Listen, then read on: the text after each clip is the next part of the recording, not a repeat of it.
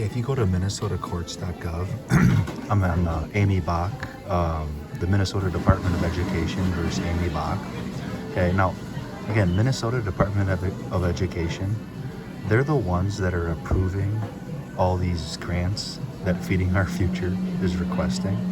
Okay, and now in 2025, January 13, 2025, they tried and succeeded in getting Aimee Bock's lawyer fired or removed from representing her because he worked as a compliance officer at Feeding Our Future, and they're trying to state that he's a key witness in the compliance.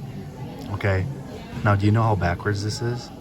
The Minnesota Department of Education, they're the ones approving these requests that Feeding Our Future is making. This meaning that the Minnesota Department of Education, our teachers, they have no oversight. They have no audit, like they didn't audit anything. And they're the ones not following compliance, okay, by state statute.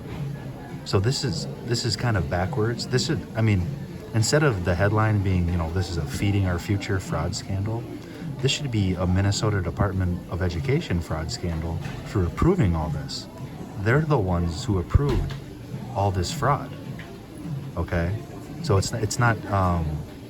And again, the news is telling us Aimee Bock and Feeding Our Future and the 80 defendants. But when you look at this legal stuff, when you look at the court documents, the Minnesota Department of Education, they're the ones approving all these small businesses for these grants and free money from the federal government for the free lunch program.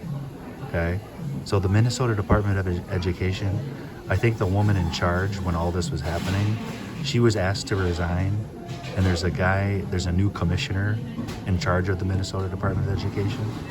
Both of them should be under the microscope, and especially the woman, I think her name was Ricker, for approving all this stuff. She didn't have any compliance. She didn't have any oversight. She did not have any checks and balances on all this fraud. So again, we should be going after the Minnesota Department of Education.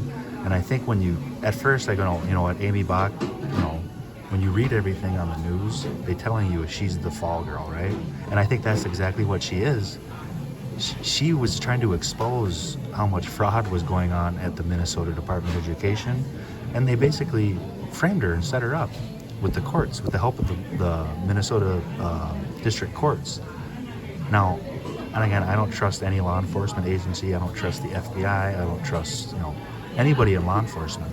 And why is that? Well, we lead the world in school shootings, so you shouldn't trust any law enforcement agency in the United States, okay? Just from that statistic alone. And we lead the world in these fraudulent transactions. And then again, the people shelling out this money, approving all these grants, is the Minnesota Department of Education.